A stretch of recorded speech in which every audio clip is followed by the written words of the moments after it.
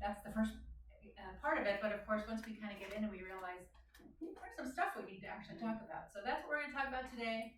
I'd like to keep it informal. Obviously, there's just a few of us here, and we can actually have a conversation. I'd love to get your ideas about the things that have been working for you or not working for you that you'd like to chat about. And we'll just have a little conversation. So why don't we get started? And if you can tell me, we do the little introductions and wait. I have a slide for that. All right. Okay. That's going to be my hardest thing. Is to make sure I do the slides. You can just tell me your name and your chorus and the state that you live in, and just a little bit about your quartet experience. Would you like to start, Lisa? Sure. I'm Lisa Cleveland. I am with River's Edge Chorus in Spokane, Washington, and we have a quartet kind of right now called High Hopes. So we started, but then we lost our tenor, and so we're in the process of finding somebody that we will say yes. So we have a tentative person right now. So yeah, we're kind of in limbo at this time, but we've been together for a little over a year. Practicing. The elusive tenor, always a challenge. Yes. Cheryl Allen. I'm with Spirit Spokane Chorus in Spokane, Washington. I sang with Snapshot. Before that, I sang with Pepper. And currently, Snapshot morphed into Kaleidoscope. So, and we're just kind of like you, just getting started and finding our wings. Excellent, thank you. My name is Glenda Paletti. I'm with Song of Seattle Chorus in Seattle, Washington. And I am pretty new to barbershop, and I am quartet curious. Excellent. Terrific. I'm Karen Kelly, and past member of Pepper. And we actually won and twice went to international 3 times. I'm currently singing in Amplify as their bass. We've been together for about a year, haven't competed yet. And I'm really interested in the business side and great ways to market and how to do because it's expensive. It's a money pit. Yeah. It is. And there is a great class this afternoon taught by Sue Middleton, and I'm going to touch on marketing today if we have a bit. I told her I was going to sneak in on her topic a little if we had time, but can you guys hear me all right? Yeah. Because I have a microphone and I can put it on, but I'm a little worried about bleeding into the rooms. So if there's any moment that you can't hear me or I'm not understandable, please let me know. I'm happy to turn it on. I just want to make sure everybody's comfortable and can hear me. Most people tell me to be more quiet, so if you can tell me to be louder, I'm okay with that. All right. I'm Karen Garrett. I'm with the Quarteting Chorus out of Coeur d'Alene, Idaho, and a member of a brand new novice quartet. We haven't met but like 11 times, and haven't even auditioned for our chorus yet, and hope to compete, if not next year, the year after. So we're brand new. Sure. And so I'm here just to get, I'm a blank page. I just want to soak it all up. Excellent. Terrific. Well, I'm so happy we have people from different experience levels, and so we can help one another. Excellent. I have another question, like marketing, financial, how you set up accounts. Excellent. Wait, that one I can actually. Yeah. That's the month. And that's my next thing is your participant expectations. So you guys are working right into my plan. What else would you like to make sure that you leave knowing today, or at least talking about? And I don't know if it's part of this whole thing because in the past quartets I've been in, they've never been official, registered, and this one is. So I'd like to learn more about the financial aspects of and what international expects. Good question. Yeah. Okay.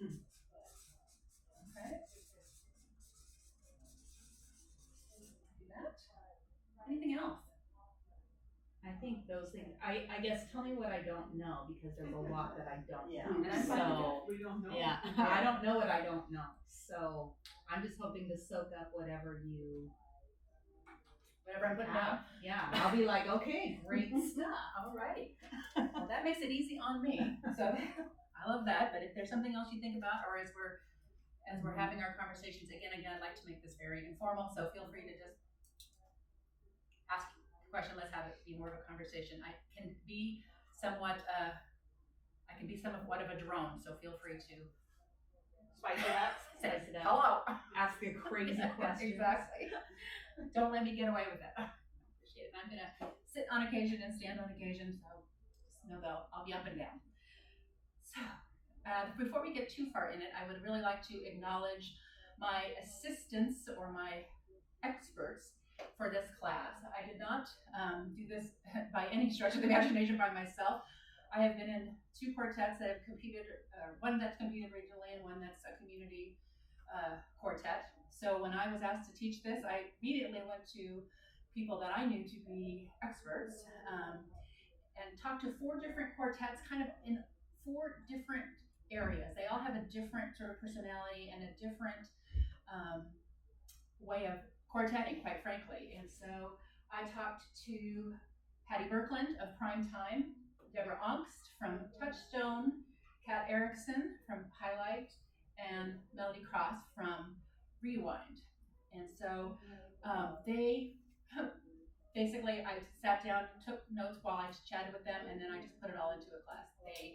This is their information, frankly. If you have an opportunity to see any of them, I would say get in a corner with them and talk to them all day because they have tons of information and they were very sweet and kind to share it with me. So what you're getting today, I'm going to talk a little bit about best practices now and again, and those best practices will be things that I have learned from these 4 quartets, and maybe 1 or 2 of my own, but most of them. So that's who we're going to be talking about today. So you're in a quartet. Here you are.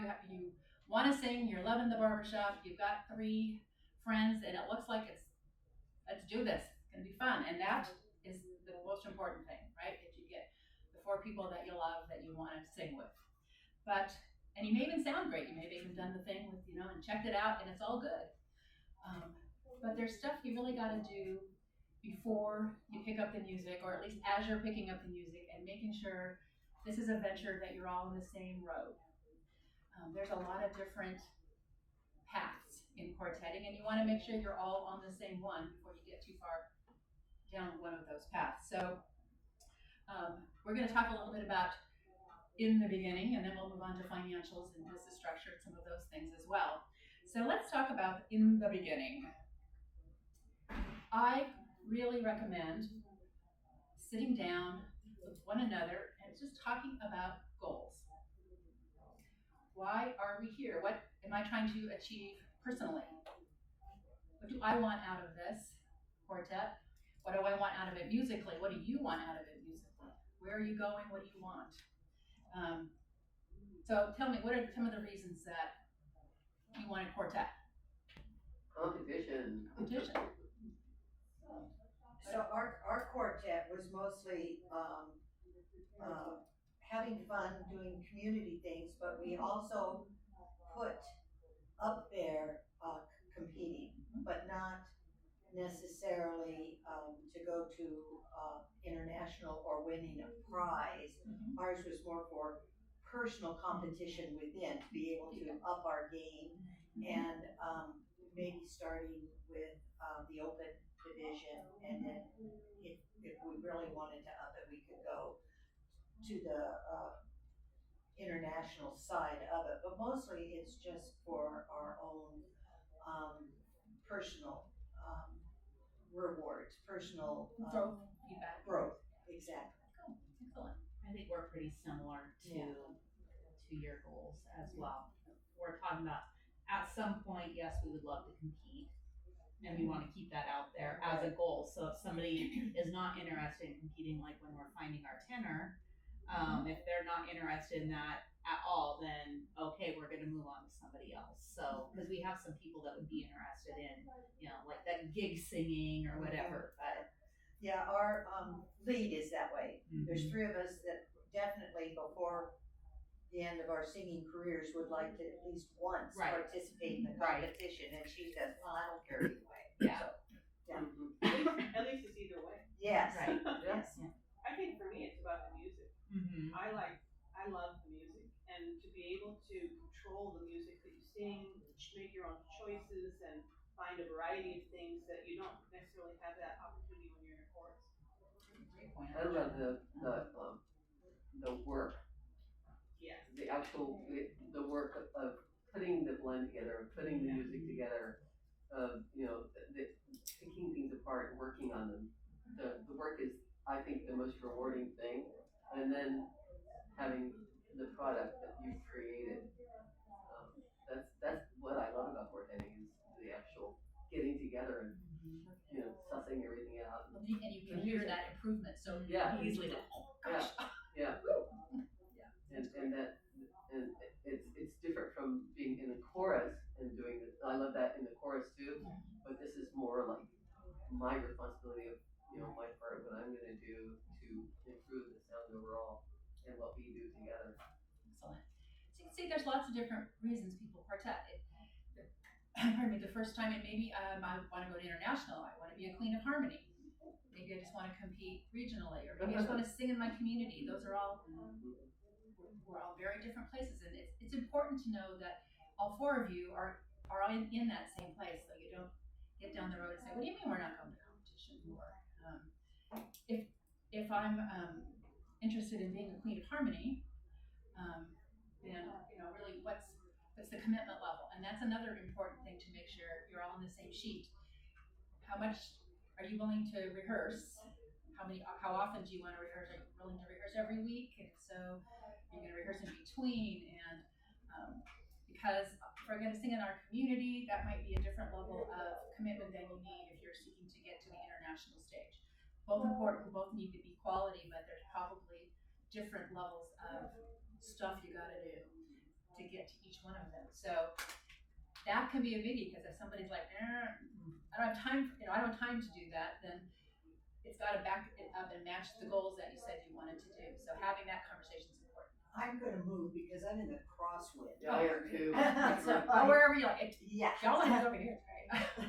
No, Karen's going further. Yeah. Sit further back. Yeah. All right. Yeah. Back here's. I won't take it personally. No, it She wasn't wasn't here. personal. It's just, whoa, ugh. I know, it's like a wind. No. All right. So once you've really talked about those goals, part of it is if they're incongruous, if they're not matching, doesn't mean that you need to split up right now, but it does mean you need to have a conversation and say, can you get to the common interests? Are there enough common interests that we can find a compromise that says, yeah, we're good, or you know what? It was in here. We are, and that's okay. And that's sometimes the hardest thing, because you're You're already in it, you really want to go, and that's why mouse. doing this up front really helps if you're not feeling like, well, I can't move forward. That's a good point also, because you can have a commitment, but then family, illness, all kinds of things come into it's like, okay, I'm really committed to this, but now I've got the surgery coming up, and so I think that comes into the commitment. That even if you have personal things going on, you still have your determination that you're going to keep up. I think that comes in commitment. Determine where the priority of Flexibility in it. Yeah. Well, and understanding on the other side too that this is this may be a temporary Yeah. thing, but we can deal But with we're that. not giving up. But having that That's conversation. part of commitment, I think. I agree. It's an important one. Financial commitment. There's, this is not an inexpensive hobby. Just gotta know that. There are registration fees and coaching fees and music fees and costumes and whatever else. So, what is everybody comfortable doing? If you want to have dues, we'll talk a little about that later on. making sure that you're all in the same place in terms of the amount of money you can invest in the hobby. Right. Performances, back to, are you willing, do you all live in a similar area, so you're willing to do community sing-outs, or do you know that you're in disparate locations and therefore that's going to be more difficult? Making sure everybody's in the same place about, I really want to sing, I'd like to sing at least every month, and are you willing to drive the 50 miles to come do that, et cetera. Making sure that you're all on the same page, huge.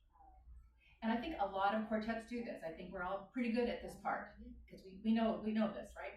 But I think we often stop at some of these areas, and so kind of moving on to some additional things, I think is the next piece. There's several other things you need to discuss and agree upon. And your quartet identity, I think, is an important one, and this is one has been, I've heard from many coaches, and who are you? And I kind of look at them going, I don't know, because we hadn't talked about it, and it makes such a huge difference about who do you want to be. When I was talking to Touchstone, they talked a lot about this, and what they really worked on was how they wanted others to view them. When you see our quartet, what do you think about? And that can be another great way to determine that you're on the right space and you're all in the same place. Ultimately, are you going to be elegant, stylish, crazy? Are you going to be comedy quartet? If you look at the difference between highlight quartet, who has a very, very solid identity, very specific and a specific audience, and then you move to prime time, who is more of an international bound quartet. They don't actually do that many sing-outs, frankly.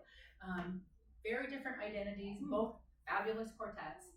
But they have decided who they are, they know what they're doing, and so when they choose music, choose costumes, do your MC work, all of that's going to come back to your identity, right? So if you establish that up front and know, now it's like, okay, are we meeting our goals? We just built a script. Does it meet our identity? Is it going to tell people, oh yeah, that's the word I wanted them to think about? Best practice on both, I had two quartets tell me, they sat down as a group and they just said, think about all the words you want people to think about when they look at us, and they just wrote down all the adjectives they could think about. And then they compared notes and looked to see where the commonalities were, and that's how they came to their name, actually. Even Touchstone came from that conversation about kindness and inclusiveness and wanting to people to feel happy and joyful. They talked a lot about that. Everything they do, they change the words, they change lyrics to match that. If it doesn't meet their needs, they ensure that their costumes are that way. Everything comes back to those identities that they've selected. So our quartet's done that as well, but we don't know how that ties in with what SAI, I mean, what's the process to be able to change lyrics and then take it into like an open division? Is that process? There are, it depends, I'll give you that answer, because that's the best answer. What I understand, and I looked for people who have more experience than I do, a minor change in lyrics is typically okay. If you're going to write a parody or actually change things, then you would have to get approval from the composer or the arranger. The arranger. Okay. And then let SAI know that. And I think you have to submit the parody lyrics for the database for the song assessment tool. So if you're changing it from a male orientation to a female orientation, I would think you're probably fine on that. You're probably fine with that. Yeah. Okay. Yeah. But if you're changing actual place names and stuff like that, that would be. If you're changing the direction of the song or the meaning of the song or the lyrics so that you've actually changed what it's about, and it's a slippery slope here. Who would you talk to within the region about it? I'm going to probably send you to Cherie Letts because she's done the most. She's in our course. So she's done the research on copywriting and okay. So Cherie would. If she doesn't have it, she probably knows who does. Okay, I'll we'll do that, thanks. Absolutely. I always say Sheree no matter what. I'll tell her you said that. I'm sure she knows that too. She knows everything. All right, this is probably the most important slide we're going to talk about. And you think, well, we communicate all the time. I don't need a slide on this. We talk to each other, and that's, we do. But when you first start out and everybody loves each other and we're all happy to be here and everything is perfect, that is the time to talk about the hard stuff. When you're in love is the time to talk about what happens when we're not in love, or what happens when there are disagreements. And disagreements happen, and there's nothing bad about disagreements. It's just how are we going to work through them. And it may actually be to the place where you have conflict, and that's okay too. But really, just how are you going to make decisions? How are you going to? Is it going to be consensus? Is it majority? Having those conversations up front, so you know how we're going to choose music, how we're going to choose costumes. When there's a tough decision to make, do we all need to agree? All of those things are just having a quick conversation to say, yep, we're all, there's the 5-finger method, the thumbs up, the, whatever it is, put it in place up front. Makes things so much easier. How are we going to do musical feedback with each other? How do we like to hear? How can I hear you say when I'm doing something wrong? What's the best way to tell me if I'm flat? Love your shoes, haircut's cute. Yeah. Get on the right note. Yeah. There you go. So having those here's my hot buttons. Here's how I like to receive feedback. If you just do this, I'm great. But I'll tell you right now, if you start it with blank, that's gonna drive me crazy. I mean, just having those conversations, because we all have those quirks, right? We all know what drives us nuts. Talk about it, because you want to be able to have honest conversations about, not right here. Let's figure out what it is. What would you say that conversation is throughout the life of your quartet? It just doesn't happen at the beginning. Exactly. When it happens, address it. Exactly. When it happens at what? When it comes up, address it. Don't keep it in. Find a way to get that. But even having that conversation to say, it's okay if we just need to talk about it. And that's actually one of the quartets I talked about. Melody. She said, for me, Melanie, pardon me, when I have an issue, I hear something, I have to talk about it right then. And my quartet knows that. And even though we might be working on music, and she's like, there was just something that was said I really need to ask questions about. And they know that that's important to her, and they stop and because that's how she can move forward. But they know that, and so it's not like, it's something they know and that they accommodate. So sometimes it's just nice to know who you're in the room with and what works best for them. That's really what you're talking about, is how I can be the most helpful to you and you can be the most helpful to me. I think that one of the things that we've talked about is ego at the door. We all agreed that the egos are at the door. We have respect for each other. Just leave the ego at the door and really openly listen.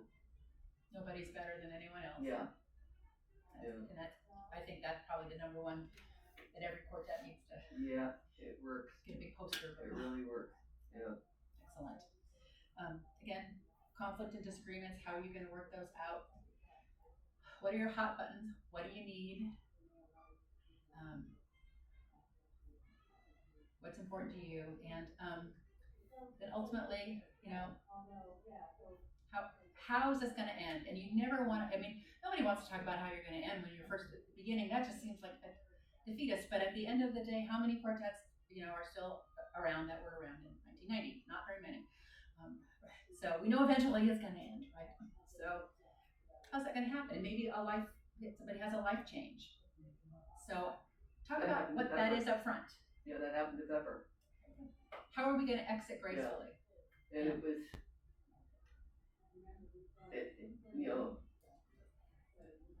it's hard when one of you is, it's like, I really want to continue. Somehow, let's just keep trying. And so finally it just, I gotta be a mom. Yeah, that's what happened to us too. Yeah. And people's lives change. And you just have to respect that, and get on with life. Doesn't mean that I didn't keep trying. Well, and having those, you've had those conversations up front, then when it happens, it's Yeah. like, we all acknowledge, you know what, we all said that if life Good happens, idea. we knew. Yeah, good idea. And, you know, there's kind of the nitty gritty stuff too. Mhm. I mean, you know, agreeing on what are the responsibilities if you've got, you know, property, if you've purchased things or you have money in the bank, how's that all going to happen? Is that going with them? Is that, you know, having some of those conversations too, knowing that. So you're thinking it's better to do that at the beginning? I think it's good to at least talk about it. Yeah, absolutely. I think that is very healthy. Because then it's all decided. So it's not, now it's not, well, I'm kind of already mad at you because you're leaving. And it's like, and you want to take your money too? Really? I mean, who knows? But if you've already kind of talked about it, and I do know quartets, none of these four had written agreements, but I have seen quartets that have written this stuff down. They just bullet pointed out. They've made some decisions. They write it down and they look at it every year and they say, is this still good? Are we still good with this? And if you're always having a conversation, that's another way to keep it all fresh. But sometimes it's nice to write down what if you're like me, it's nice to write down what you've actually decided. Remember later. I was in a community quartet that did that every year when, you know, after we have a big Christmas season. And then at the beginning of the year, and we reassessed and said, do we still want to do this year? Do we still want to get together on this schedule? Do we still want, you know, so that everybody's on the same page for the following year. Perfect, and I think that's a great idea. On that, okay, can she do this?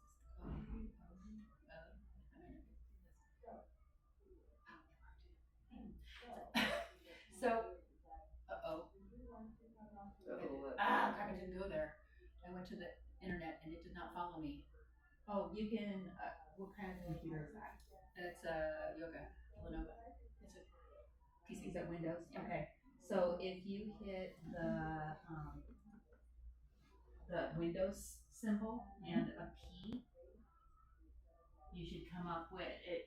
Does it on the side? Do you have anything? Or Tech assistance, please. Yeah. Technical assistance. Thank you. And it's a touch screen. I'm not sure my keyboard's working because that dongle's in for the clicker. I think that might be a problem. You're frozen? Oh, there it is. Okay. Clicker.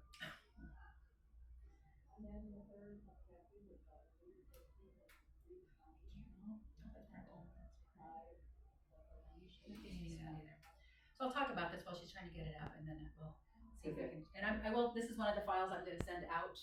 I won't send you this exact one because this is their actual survey. But Highlight Quartet has put together a Google form survey, and so they send it out to when they're looking for a new member.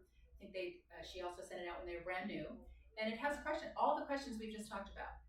What are you interested in doing? Do you want to rule the world? Do you want to sing in? I think that's one of her options. Do you want to sing in the community? You want to compete? You want to rule the world? What's your financial commitment? What's your time commitment? What do you think about our highlight identity, which they have very much already identified? And they all answered the question. And up there, yay! You rock. Of course, I'll need you later to get back. Don't go. I have it so it should duplicate whatever is on your thing instead of extending it into a presentation. Perfect, I didn't need that. So, you can see she starts out with the performance goals. Pretty Wow. extensive, yes. And you're going to send this? I am, so don't worry about taking notes. Your personal goals. Do you want roommates, or are you looking to go to international? Roommates for stuff. I love Kat Erickson, she's great. Forever Land's roommate. There you go. What do you want out of the musical choices? Getting some of those. And I like this. If we were to have a chance to gain a higher score from a piece that rings but doesn't mean anything to us, is that something you're willing to talk about? I mean, she's really got a lot of, and these are really just questions I think to stimulate the conversation. And once the answers are back, but the image, the time per month, the days of the week. Oh wow. Yeah, there it is. How long do you want to do this? Until we rule the universe. And then the financial pieces, and she's got low, medium, high options. Huh. I'm telling you, Highlight has got it going on in terms of organization. Amazing. And then a little bit more about who you are when they're auditioning people. Are you planning on getting PBIs? How do you want to coach? What's your relationships with other organizations? Performances, I'm telling you. What kinds of things would you like to do in the quartet? We'll be talking more about that. Great. So even if you didn't use every question, it's a great start. And what I need to do is get this in a document so that I'm not actually sending you her survey, because it's actually her survey link. So I will get them into a format so that y'all can, I didn't get to that here. So we'll make sure. You should be able to make a copy of it and then adjust your own. That's what I figured. Yeah. Okay. That's gonna get me there. How about that? Okay. All right. Now we'll see if this can put this good back in. All right. So that again, communication. I think that really, if you're doing all these things, you are 95% of the way there. I know we did when Pepper put together a document for when we were auditioning. We provided that document to the prospective people to make sure that they were on the same page as us. Perfect. Rather than sending out a, like, what do you think? We just said, these are our expectations. I sort of like this better. Gives you some if that flexibility. person is going to be part of you, they should have some input into what, they think. They may have something that we had not thought of. They may have some, so I think thank you, that's really great. Great. And Kat talked about, they had a new member or somebody perspective, and they asked if they could wear a different color. And if Highlight has different color wigs, and and she said they had a long conversation about it because they have a lot of things established, and so they chatted about it and they talked about it seriously, and they decided, nope. Actually, no, that doesn't work for us. But it wasn't just a note up front; it was actually a conversation. And why do you want to do that? It's interesting that you wouldn't think about being a big deal. I think that becomes communication, valuable communication that actually helps that person bond and feel respected and heard. Yeah, exactly. Makes them feel more part of it. Yeah. It's interesting. All right.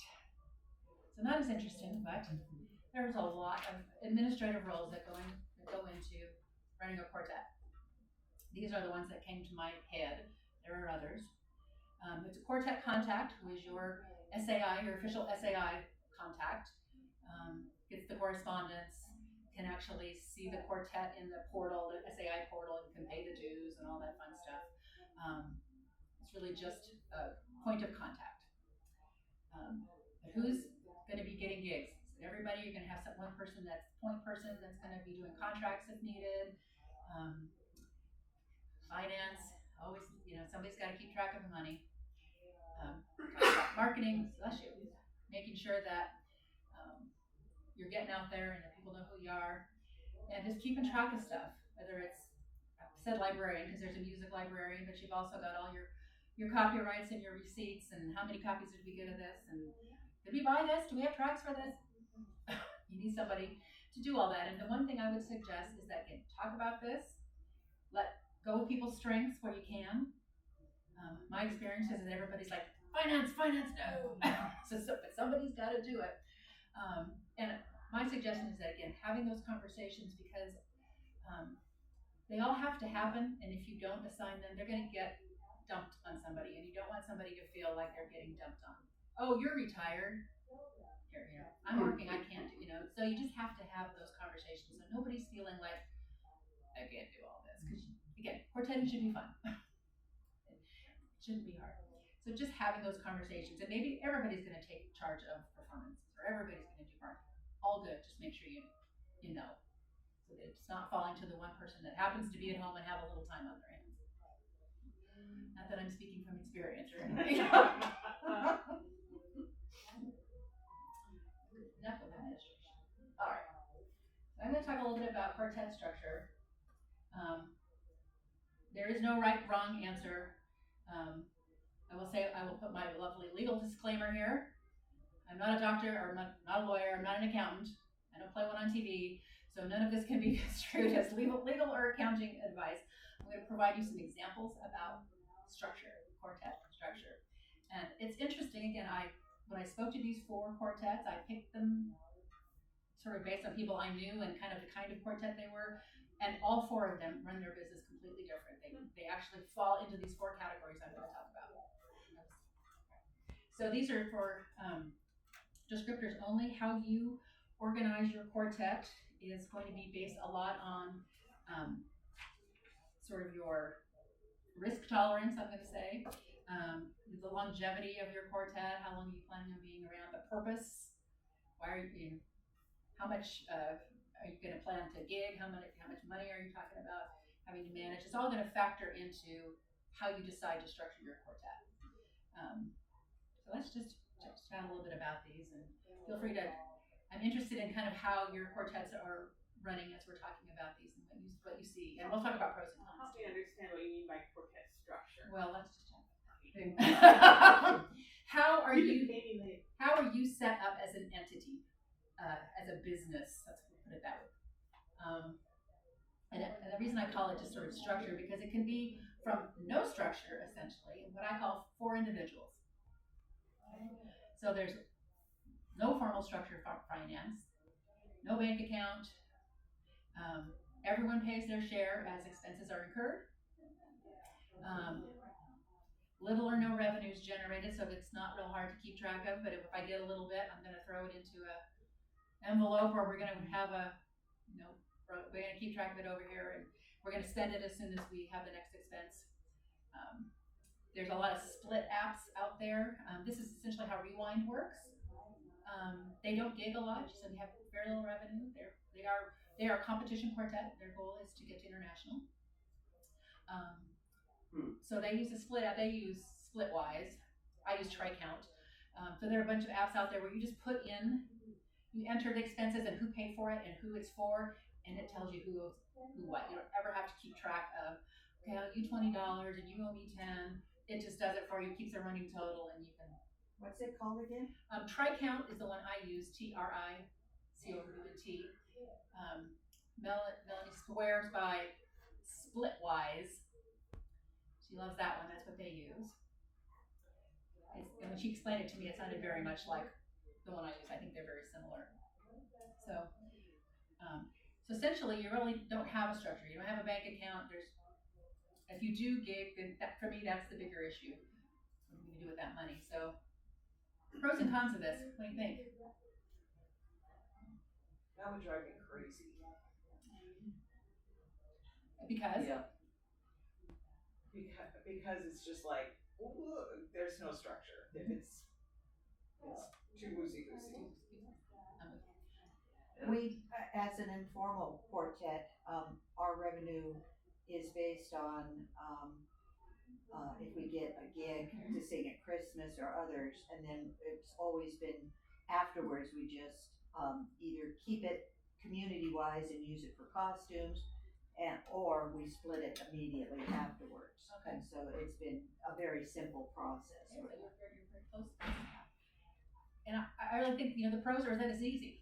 Yeah. It's simple. Mm-hmm. Just, cons might be if there's, what do you do if you do make some money? That seems less. I guess you can distribute it out, and then you're back expenses. Well, and this really relies on the people working very well together, and especially with the splitting. If you're all on the same page, it works pretty well. But if you have somebody who's, forgetting to pay their share or whatever, that can create some conflict. So right now, this is what we do because we're just at the beginning, and we'll be like, hey, let's look at this costume piece right here. We can find it for this price. Send the link out. Everyone just gets their own, and Right. that's what what we've done. I don't think yeah, it's we don't really do gigs to get money at this time, so. And I think this is probably the most common way before people start performing, because it's like you said, we don't even know what our expenses are. Right. I think this is fine when you're starting out and you don't really have a commitment. that, or setting goals. This is something like, if you're just doing, you like doing some gigging and you like rehearsing and you gotta pay for music, so we'll just pay for music. I think this is fine for that, but if you have any sort of goals at all, you've gotta create a business model. Oh, wonderful. Wonderful segue. I agree. My quartet is actually for individuals right now too. We're very new. Mm-hmm. Same thing. We just couldn't, we haven't quite settled in yet, but it's driving me even insane. I'm with you, Glenda. Oh my God. So I told them, I said, I'm teaching this class. I've learned a lot of stuff, people. We're having a big meeting right after this. My quartet's been forewarned. So, informal. I think this is probably the way a lot of quartets function. It's kind of a hybrid of what we just talked about in a business. So no formal business structure. We don't have a state, what we call a UBI number in Washington, which is a business license. Mm-hmm. No federal. We're keeping track of our finances. We've got a spreadsheet. I once had a scrap of paper that I kept track of dues on for 3 years in my quartet bag, but it was kept track of. Any revenue that is collected is used to pay for group expenses such as music and coaching, which is probably your biggest, most common expenses initially. Those are where they come from. Because there's no business structure, most banks, I don't know of any bank that will open you a business account without a UBI number or at least an EIN, and we'll talk about that in a minute. So typically it's going to be a personal bank account with 1 or 2 members on it that are signers. I suggest if you're going to do that, make at least 2 members on it. And individuals, if you do get a gig that requires a W-9, then they're going to have to do that individually. And if you don't know what a W-9 is, it's like a W-2 when you fill out as an employee, except it's for an independent contractor. And anytime you make at least $600, a W-9 is required. So if you're making $600 for a gig, you are going to get a request for a W-9 from venue. And it's going to be reported to the federal government. And so but some entities, if larger corporations, what I've learned, like the larger senior corporations that own many different facilities, they require it regardless of what they're paying you. So if you don't have a business license or a business entity, somebody's putting their personal social security number on that, and then they're getting the 1099 and have to report it as income. So honestly, my old quartet, we used to take turns. I said, okay, I've already done $200, it's your turn. And we did that for a long time. You already done what? We took turns To do what? doing the social security number on it because we didn't have a business account. So I said, I've already taken $200 of this income. It's going to be on my income. So it's your turn to take this $200. Is that practical? Not really. But is that what I did? Absolutely. Because we didn't have a business license, no way to get a business account with our name on it. So again, a lot of people work this out. If you're not doing gigs, and you never get asked for a W-9, this probably works pretty well. Now, a best practice I learned that I didn't know you could do, this is Touchstone that does this. This is their model, but they actually got an EIN. They applied for, and that is an employer identification number, and you can get one just by applying to the IRS. It's very easy. It costs $319. Oh. There's that. When I went to get one for my quartet, I went, okay, well, I won't be finishing this transaction, but at least I know it's there. So you have to plan for that if you're going to do it. But what Deborah does is that she has an EIN, so she uses that EIN on the W-9 if needed. She used it when opening a bank account. She still had to certify it with her own social security number, but she's allowed to have Touchstone on the check. So you can have checks made out to your quartet. Also really much more professional than when you're telling people, hey, make it out to Jan versus, make it out to Hoopla. So apparently if you get an EIN, that's working for her. I've not done it myself, but again, if you want to learn more about it, Deborah Ongst is your girl. She's here this weekend. So if Touchstone broke up and Deborah keeps that EIN, that's her EIN. She has it for Touchstone. Yeah. Yeah, she opened it, and I wasn't aware you could do it without a state business license. I thought you had to have both. You have to have the EIN to get the state license, but apparently you can get the EIN just by applying. I had one for Pepper. that I used when we did gigs that we got paid for, that W-9, because they wanted our EIN, or they wouldn't pay us. There you go. I don't remember paying for it though. Yeah, I did a quick search and I think so. I may have been on the wrong page, but I will. Yeah. When I researched it, I thought it was gonna be free. Well, it's been a long time ago, so. Yeah, maybe they figured out there's a little Might problem. have been less than that back then. I can check that and make sure that's true and get back to you guys. Yeah, I, recently, opened up, a, special needs account for my son. In order to do that, I had to apply for an EIN and my attorneys did it for me. They didn't charge me, they just went ahead and did it, so I don't know. It might be because it's a business. Yeah, it might be because it was a business versus, a supplemental trust account, so. Or it may just be I went a little too fast and Sometimes there are misread companies. it. I'm totally up for that. Well, sometimes there are companies out there that will say, we'll get you but it will charge you to do this. No, this was I go right to the IRS. I'm with you. So this pretty common, pretty informal. I think we talked a little bit already about the pros and cons. Without that EIN, your only real issue is when you're receiving money from people and it needs to come to a personal account versus your Quartet account. So Touchstone has an EIN but not a UBI? Correct. And what's a UBI? UBI in Washington State is the state license number. Unified Business Identifier. Used to work for the Department of Revenue, so way more than I ever wanted to. But if you're an employer, it works for your labor and industries, your Department of Health, your Department of Revenue, your total licensing. It's one number that gets you everything.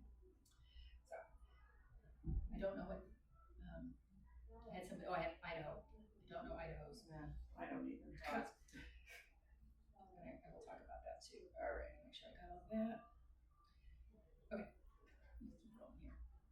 All right, business entity, much more formal.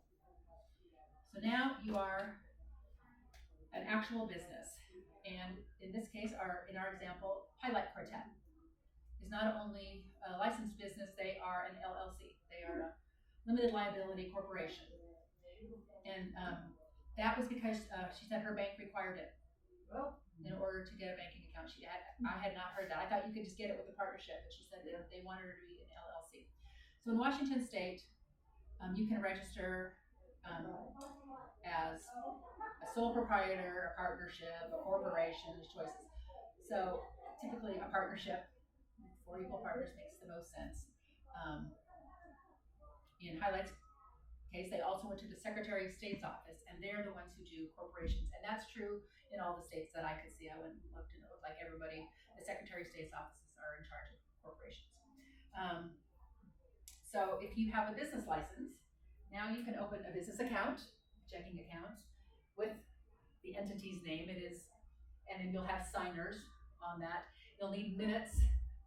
You take in your business meeting minutes and say who are going to be the signers on the account, and you can create that, and then you're ready to go. You're going to want to track your finances with either a simple like QuickBooks or Quicken or a simple spreadsheet, and I'm going to show you one in just a minute. In the most official way, you really do need to file state and federal taxes. I'm not positive everybody's doing that, but in Washington State, we are not an income tax state, and so the only thing you're going to pay taxes on is your gross profits, and it's a $12,000 limit. So I don't know many quartets that actually file or have to pay state taxes. You have to file once a year and say go, and it's a 30-second process. I've done that. Federal taxes probably a little more. You're probably not going to pay a lot of federal tax either, but it might be a little more complicated. It's important that you check your state requirements for any of this, again, because I know Washington, I did a little bit of research. I could see that Alaska requires a business license, registry. Everybody requires the Secretary of State for doing the partnership. But every state's going to be a little different. Those income tax states might have different requirements than Washington and Alaska do. So it's important to know what those are if you're going to go this route. So one question is, like, we are in 2 states. Our members are in 2 states. So where is your, so you have to decide where you're going to Okay. create your business. You just create, you only have to do it in one state. Yeah. Okay. Your business then is, we're a Washington State Right. business, we're an Idaho Okay. business. And actually, if you have that option, Get the cheapest one. you might want to take a look and see how you requirements. It's where you decide your, Yeah. where you do Easiest one to- business. Yeah. And that's it. Yeah. And I, again, do not profess to be an expert at that. I would advise getting some advice, some real advice, accounting advice. Alright. So, pros is that the pros of this is that you are good to go, you're legal, you got everything together. The cons, it's a little more work. My guess is that once it's set up, it's not a big deal. Kat says she manages it pretty well. Another thing you can do if you're doing this as a business entity, you can then, if you want to, track your expenses. As Quartet members, you can have an account track your expenses and you can utilize those. Typically in a partnership, you're going to do the accounting and then somebody's going to give you your schedule. They say, here's what we made her last, here's what we made her last. Everybody gets the same one. You do that on your personal income tax. I used to do this in a larger a cappella group and we always had a loss because we wrote off our travel to rehearsal. Mm-hmm. You wrote off your costumes, you write off your music. Yeah. There are very few, community groups that are going to make a profit after you pay for everything. Typically, So as a business entity, the members of the group can each take a quarter of the if you're a partnership, yeah, the partnership. Ah, it's a partnership. we're partners in our business. In my little That's acapella what we group, did. we just happened to have somebody who had an accountant, Yeah. and so her accountant was willing to do it for us, and so Yeah. they just handed me the schedule and I entered it into my taxes. We wrote off. We each wrote off. I think this is what we had. I was doing that, so it was at my bank, and I had a business account. Okay. Yeah. For Pepper, but I don't think we did it at LLC. We didn't yet. Yeah. Like I So said, we applied. Kat just, I thought first they had done the LLC because they work primarily with children. She says, no, BEC you made me. They wouldn't give me an account because I had it, so it's the only reason. So I would check with your bank if it's required. It's another entity, it's back to the Secretary of State, it's another little charge to get it, but it's really up to your financial institution. We wrote off our dues. Yeah, Absolutely. so all about the business We expense. paid dues. So again, a little harder to set up, but perhaps a little easier and a little more advantageous in the long run. So perhaps if you're planning on a long-term quartet or a quartet that's performing regularly and you've got money coming in and out, this might be something to consider. Our last structure is a nonprofit. You can, as a quartet, utilize the SAI nonprofit affiliation, just like a chorus does. Really? Apply to the IRS. I actually called the CFO at SAI and made sure. Because one of the quartets I talked to is doing this. Really? Sure enough. You can actually apply to the IRS, again for an EIN, but you apply for a nonprofit. You use the determination letter we have, the Sweet Outlines, that we are 501c3. And we get your EIN as a nonprofit. You do have to register with the Secretary of State. Tell them, yes, I'm a nonprofit. So that's your states, Secretary of State's. That's true for all 4 states. If you're a nonprofit, then now you have some reporting requirements. You have to make sure you're using your financials per IRS rules governing nonprofits. So all revenue must go toward the business, that quartet. No individual members may ever personally benefit from any of the revenues. You can't divvy out the money because it can't go for because now you're a nonprofit. So it all goes toward costumes, music, travel, hotels, whatever you're doing. But it all has to. Again, think about it as a tiny little chorus. Is how you run your chorus because it's the same sort of thing. You have to follow those same rules. There are reporting requirements. You got to make sure that the tax return for somebody like this would be what we call a 990 postcard. So our choruses mostly fill out postcards, and it is super simple. It's like how much did you make and how much did you spend. It really is. It's literally a postcard. So a 990 postcard. Yeah, a 990. Check with your financial people of your choruses, because most of them probably, that's what they file. Some of the bigger choruses file an actual return, like I have to for the region, but everybody else. I think it's only me in Portland that actually does a return. I think everybody else does a credit card or does that. What happens when you break up? When you break up, you have to follow all the dissolution rules of ending a nonprofit. So there's stuff, and you have to go through the IRS process, and I can't even tell you what, but you have to distribute the money in a way. I don't know all the details. Couple things. When I talked to the CFO at SAI, and what he said was, "Yep, you can do this. You can, but it's really, are you going to be around a while? It's really based on longevity, and are you willing to file the paperwork and keep up the paperwork?" I spoke to Deborah. Touchstone is not organized this way, but she had a quartet once that was organized as a nonprofit, and so I asked her about that, and she said, "I see zero benefit of doing this." For her, she's like, because I thought, this is kind of cool. This is my work, and she's like, "Oh my God, it was just so much paperwork," and so it might be worth having a conversation with her, because primetime. This is what primetime does. So they don't get a lot, but they. Well, so I don't know how. So they just must be using their own money for. It cost us about $6,000 to go to international. Yeah, well, they do fundraising. They have one big gig at Christmas, which gives them about Okay. And but she said they don't have a ton of. I mean, that's what it was in like 2014 when we went. Well, and if you're a nonprofit, they do fundraisers. Now your fundraisers have to make sure you're meeting nonprofit rules. There's some complications here, but it's an option. It's out there. But you want to make sure that you had thoroughly researched the requirements more thoroughly than I did for this class. Thank you. Thanks for all of these. Yeah. Oh my God. Like I said, I learned a ton. I'm thrilled. Well, and how interesting that we've got quartets that just happen to fit those. I know, and I was like, well done. Well, and I know, I hit it right. And you all, Snapchat went to international one year. Yeah, but I mean, we fit into the informal. Yeah. Always have that. I think those two.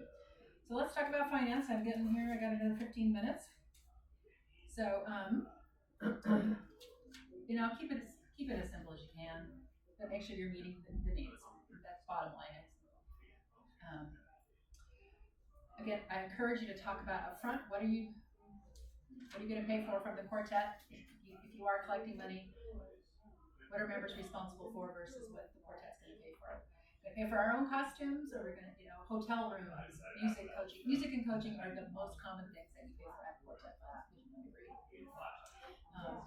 Because typically most quartets don't have a lot more than that. Doesn't go that much further. But making sure that everybody knows what they're getting into up front. You need some form of regular reporting to the group, depending on the choice of structure that you've chosen. And that if you do have a bank account, particularly an informal one, make sure there's more than one person on it, so that you have some accountability. Everybody can see the bank statement. The reporting can be as simple as making sure the bank statement's in a shared drive that everybody can look at and see what's coming in and what's coming out. And it can be that simple. But I'm going out of the program again, so. So this is. All right. I got this from Touchstone. Deborah is an accountant by trade, so we love her. This is a snappy little spreadsheet. This is one of the files I'll send you. You can have all your banking info here. I guess I can do this with everything. There we go. So that it's all right in one place and keep track of it. And this is just a simple, it's kind of like just a fancy checkbook, right? Revenue in, revenue out, what it was for, how much, a running balance. You can see, and then we've added in, if you're paying dues, and we'll talk about that in a minute, who's kept track of who's paid their dues, generally vary, so you can look down the column and you'll be able to see how many people have paid. You can see where your revenue is coming from. And then you can see where your expenses are going by category as well. So you can actually just keep track of what you're spending, and it's a nice little glance. It's one sheet that kind of captures it all without having to be very complicated. Before you continue on, could you go back to the previous slide? Is there any way for you to do that? I was right in the middle of a sentence. Oh, this one? Sorry, I can send it to you. Yeah. And I'll send you the slideshow too. Okay. And it's actually, this might Okay. be posted on the Got website. Okay. I can, because I know how to do that. Alright, so, oops, no. This is why they don't get, this is the problem when they give me this little, I think this is why I really was trying to avoid the, mouse pad. I can't get it back now. Alright. Sorry. That's alright, that's not you, it's me. You. I got it. I should be more qualified. Alrighty. That's the beauty. Okay. So I'll send you a copy of the spreadsheet. The formulas are already programmed in, so it's just a matter of putting in your data and put in a balance forward if you've got a balance in a bank account, and then go from there. And it's an easy thing to share in a shared drive. Everybody can see it. No reports are necessary because everybody has access to it. More than one person on the account, in some case something happens to. Well, and it's just nice to know that there's More than one. more than one person to sign. You don't have to have two signers, but having, that way two people can have a debit card too, so I recommend that. It's if you have somebody who's in charge of buying music, maybe the Quartet contact, then you've got to pay SAI, and having a debit credit card is really helpful. I think that's in my next slide. I do love you when I'm flying in. Dues. Sorry, I'm speeding up, you can tell, I'm getting toward the end. So I'm not gonna get to talk about marketing at all, so. Phew. At the beginning of a quartet, my personal recommendation is that I think dues are a good thing. Because it gives you a little bit of money without having to open up your wallet every time you have an expense. And if you making sure that it's comfortable for everybody. My first quartet Soundwave, our first time we competed, we came in 12th. So we decided our dues would be $12.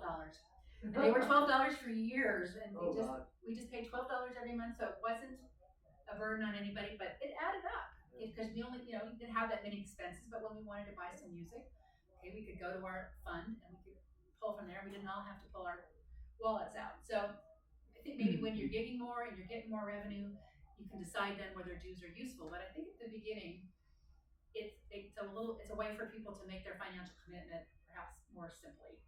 So it's not such a burden if you do have a big expense that comes up. And now I owe you $100, and $15 a month might have been a lot easier if I don't. So I'm a fan of dues. Making sure that people have access to financial information, that it's not sitting with one person. And I'm not suggesting that anybody from a quartet is going to, make off with the tens of dollars that you're going to have in your account, but it's just as good business to make sure that there is transparency in your finances. This is a message from your regional financial coordinator. Have good reports. Pricing. I wanted to talk to people about what do they charge for gigs. Yes. And every single quartet I talk to, and including mine, are all negotiable. They want to sing more than they want to be paid. And I think that's really So true. easy. Yeah, exactly. We'll pay you if you'd let us sing. Yep. Yeah. I think we undervalue ourselves. I do too. Spend a minute talking to even just a medium level community men's quartet, and I'll almost guarantee you they make 3 times more. And don't sing as well. There you go. I can't say that I'm up here, but thank you. I didn't say that. I've got a mask on. I don't need Said that out loud. We didn't see anybody's lips moving. Yep. Yeah. That's right. I'll block that part. I'll edit that out. So, Highlight has a price list, but they have a show. They have a package. But they still negotiate. Even though there's a package, she'll put it out there and she can tell if somebody's uncomfortable. She might do like, first timers discount or senior center discount. So you can find ways to Get the job. but maybe not commit to the price long term. If they wanted you back, like next time, free, first one's free, little girl, but next one you're gonna have to pay up for. I mean, whatever you want to do. But some people are very uncomfortable talking about money. I think that's part of the reason we don't do as well. My strategy, I start with when somebody approaches or I'm talking to a community or a venue or a meeting, do you have a budget for your event? Do you have an entertainment budget? See if you can get them to give you a number first. And if they're not great negotiators, most of them will. But occasionally you're going to get a smart negotiator who's going to say, well, what do you charge? So if you can get them to commit first, then you know right there, okay, here's the ballpark. Can I ask for $50 more? Or actually, that's perfect. That's exactly what we would charge. If you can't get a number, then I always go to, well, typically for X 30-minute program, we would charge this, and I just throw a number out there and see where it lands. And I might start a little high because I always say typically, but you're a first-time customer, or I really appreciate what you've done here. So how about if they're like, oh, I couldn't do that, well, what could you do? It's just all about negotiation. And it's interesting to me. I find that especially the larger senior centers, we have a very large community in Olympia called Panorama City. Panorama now, no city anymore. They are very large. They're several miles. They have houses and apartments and humongous. I threw a number out there, and I thought, see, I threw out $250 for 20 minutes. She didn't even blink. It's like, okay, done. Yeah. Oh, sorry. Yeah. So depending on the organization, they're a very large corporation. I'm not giving them any slack. They're a big business. Now, if it's a little nonprofit or a church or a ladies' luncheon, we're going to probably throw out a different number. Yeah. But find what works for you. But we're all negotiable, and I think that's the important thing. Is we all want the gig at the end of the day. So, again, we talked a little bit about making sure you have a couple debit cards. We talked about the IRS, the W-9. So make sure you've got whatever your system is. Know that that you may be asked to fill one of these out, whether you're asking for $600 or not. So just know that somebody might have to throw a social security number out there in a form. So just know it's there. Alrighty. I'm not going to talk about marketing because the lovely Sue Middleton back there has a whole class on it today, but I am going to take one moment and mess myself up so that I can give you one more best practice of highlight quartet. If you do nothing else, they're in my marketing, class too. Pardon me? I'm using them as an example in my class too. Sorry. It's all right. I mean, it's a great example. Yes. They have an electronic press kit, and if you do nothing else, I highly encourage you to put something together that can either be downloaded, can be handed on a flash drive, can be emailed, can be something simple. But in their case, they've got a marketing reel, 4-minute marketing reel. They have audio that you can listen to right there. Little song samples. They have photos. They have their affiliations. They've got reviews from their previous customers. And they've got little photos of the group then. So you can sort of see who they are. It's very clear what you're buying when you're looking at Highlight Quartet. It's not a mystery about who you're getting. And because they've created their identity and then now they're marketing in a way that is very clear. So even if it's just having something that you can, because the first thing a lot of people want to say is, well, can I get a recording? And if you say, here's a link to my website, or here's a link to a Google Drive even. Electronic press kit, I think, is a really vital key. And just making sure you know who your audience is. What are you marketing for? Are you looking to get gigs? Are you looking to get exposure? I mean, making sure you're marketing to the right audience. And I'll stop talking. But God, I spent a lot of time on this slide. Alrighty.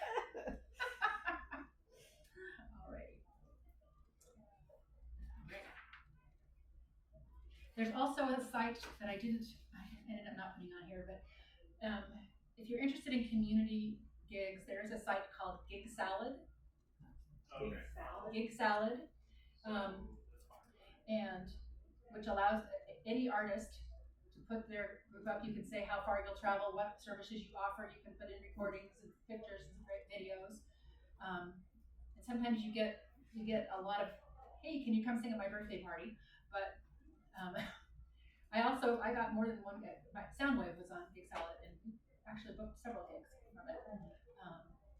I noticed at the time at least there were a number of activities directors using it in senior facilities. So if you're looking for community gigs, it might be worth putting a media kit up on Gig Is Salad. that a statewide or nationwide? Yeah. Okay.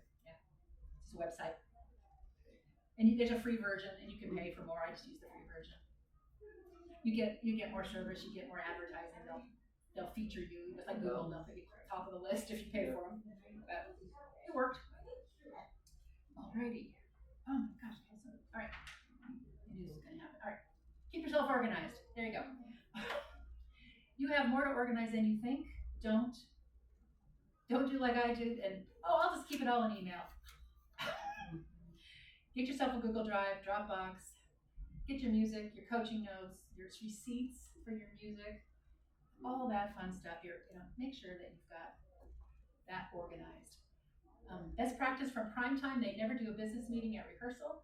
Their business meetings are separate and on Zoom.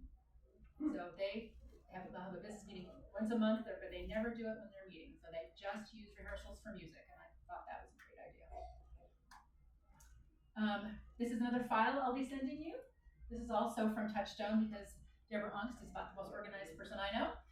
She's created a lovely music inventory.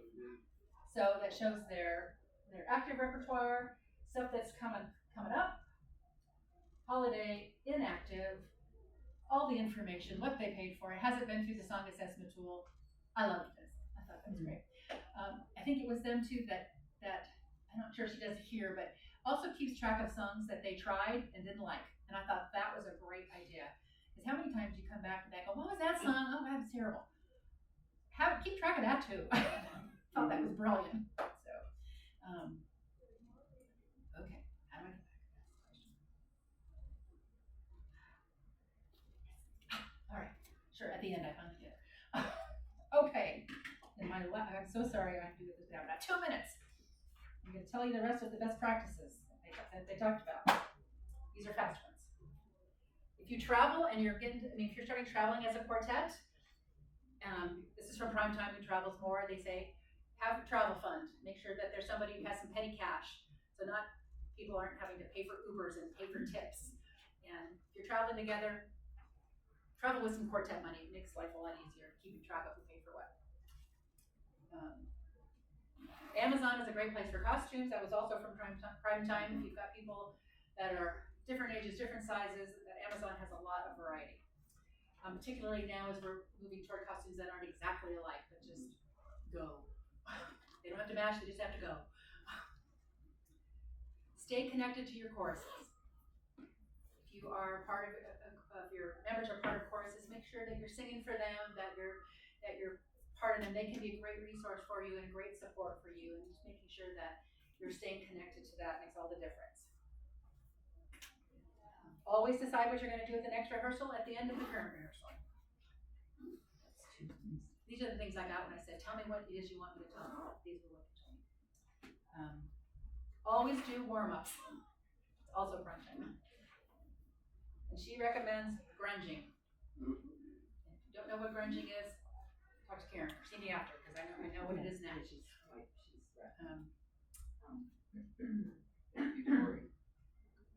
see. Okay, keep track of music you've tried and didn't like. I'm gonna go back here. And then, most importantly, just make sure you're continually safeguarding trust. That's how it was put to me. Just making sure you're checking in with each other and that all the things you agree to are still feeling good. And so even if it's just informally, it's just make sure that as a group, you're feeling the love. Because at the end of the day, we can do all of these lovely business things, but that's why we're doing it, right? We're doing it for the love. So.